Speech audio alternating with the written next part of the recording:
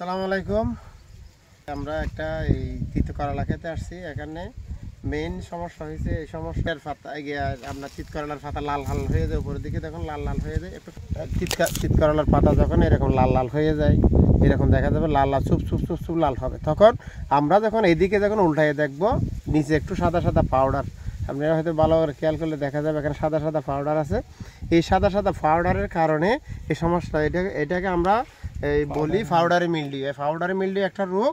এটা যদি হয়, এটা যদি সঠিক সময় ট্রিটমেন্ট করা না হয়, তাহলে এটা আস্তে আস্তে ক্রমান্বয়ে সব পাতা আগে সব পাতা এখন গোড়া থেকে শুরু হয়, আস্তে আস্তে সব পাতা হয়ে যাবে। এখন দেখেন এই পাতাগুলো সবগুলো এরকম চুপ চুপ হয়ে যাচ্ছে। দেখেন এটা পাউডারি মিলডিউ। এটা পাউডারি মিলডিউর জন্য এটা যদি ছত্রাকনাশক যথাযথভাবে প্রয়োগ করা হয়, তাহলে এই রোগটা আস্তে আস্তে সেরে যায়, দমন করা যায়। এখন যদি আমরা যদি সঠিক সময়ে এই জিনিসটা যদি ফাইন্ড আউট করে যদি এটা ইয়ে করতে না পারে, তাহলে এটা দেখা যাবে কয়েকদিনের মধ্যে 3-4-5 দিনের মধ্যে আগাগোড়া সমস্ত গাছ ছড়াই যাবে।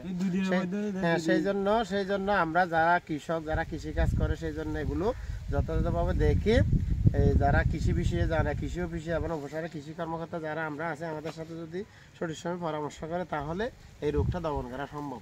আর যদি এটা যদি অবহেলা করে যদি রেখে দেওয়া হয়, দেখা যাবে আপনার এই গাছটা আস্তে আস্তে দুর্বল হয়ে যাবে এবং ফলন কমে যাবে। সেই জন্য পাউডারি মিলডিউ যখন আসবে, সাথে সাথে আপনারা করে এটার প্রতিরোধমূলক ব্যবস্থা গ্রহণ করতে হবে, নাইলে এই গাছটা এই ফলনটা আস্তে আস্তে কমে যাবে। সেই জন্য পাউডারি মিলডিউ হলে আপনার ছত্রাকনাশক প্রয়োগ করতে হবে। ধন্যবাদ সবাইকে।